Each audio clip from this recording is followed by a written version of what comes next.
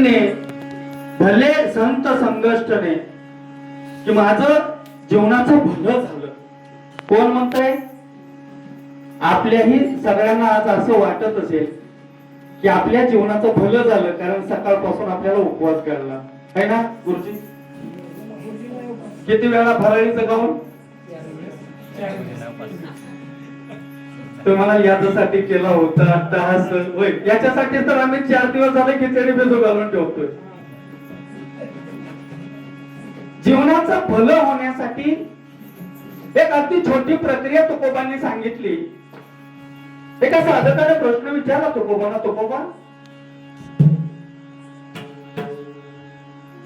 एका सामान्य कुळामध्ये जन्माला आलेले तुम्ही, मराठा बहुजन समाजामध्ये जन्माला आलेले तुम्ही तुकोबा,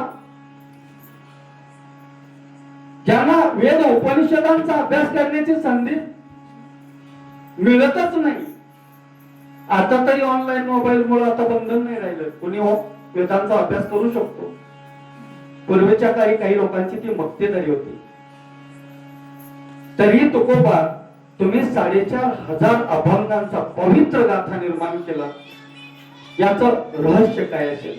तेव्हा तुकोबा सांगतात वेदांचा तो अर्थ आम्हासाठी ठावा आणि इतरांनी व्हावा भार माथा. त्या वेदांचा अर्थ आम्हाला माहित आहे. आणि वेदांचा अर्थ काय आहे? तर ज्याचं चित्त शुद्ध आहे, ज्याचं चित्त शुद्ध आहे. थोडे कान उघडे ठेवून ऐका. तुम्ही म्हणतात पहिल्याच दिवशी उभा राहिला ना आम्हाला दम देतो काय?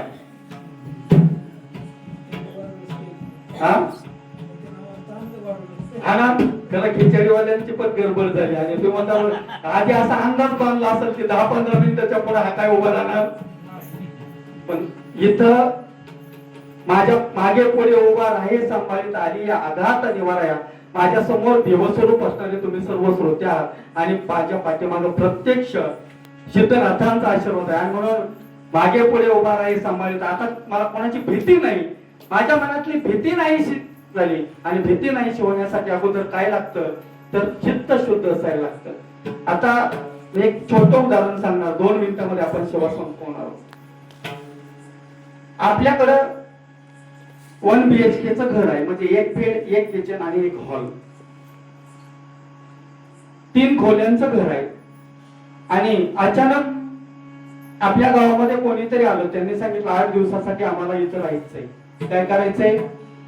तुमच्या घरी राहायचंय. आपल्याला काय करावं लागेल अगोदर? बरोबर सर, काय करावं लागेल? हा, 1 खोली रिकामी करावं लागेल. बरोबर आहे. जोपर्यंत आम्ही 1 खोली रिकामी करत नाही तोपर्यंत पाहुण्याला आमच्या घरात राहता येणार. हीच प्रक्रिया भक्तीमध्ये आहे. अंतःकरणामध्ये असणारा काम, क्रोध, लोभ, मद, मोह आणि मत्सर या विकारांना घालवायचं असेल तर भक्ती रूपी पाहुणा आपल्या घरी आला पाहिजे. कोण पाहुणा?